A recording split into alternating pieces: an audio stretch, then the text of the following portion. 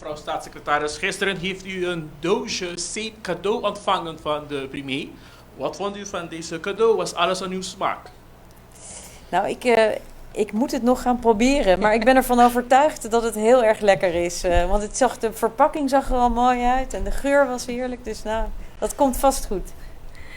Misschien kan ik iets aan toevoegen. De keuze voor een cadeau was omdat deze ondernemer in haar bedrijf mensen in dienst heeft die een of andere handicap hebben.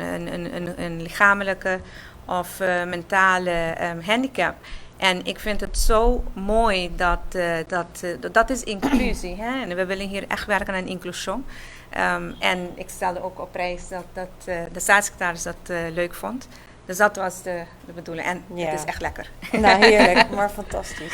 En alvast bedankt als degene kijken die het gemaakt hebben. Ja. Ik heb een hele eenvoudige vraag voor u. Het is ons opgevallen wat een prachtige jurk u draagt. En iemand vroeg mij, ja, wie zou nou de designer zijn van die jurk? Dus ik geef de vraag bij deze door aan u. Ja. Mogen wij de naam weten? Of?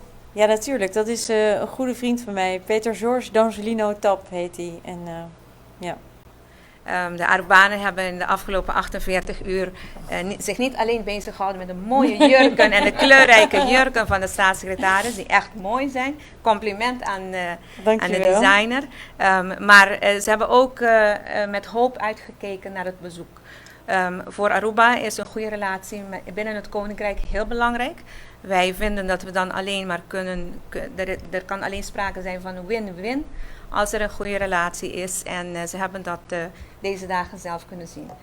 Bedankt voor het bezoek. Bedankt aan iedereen die hieraan hebben meegewerkt.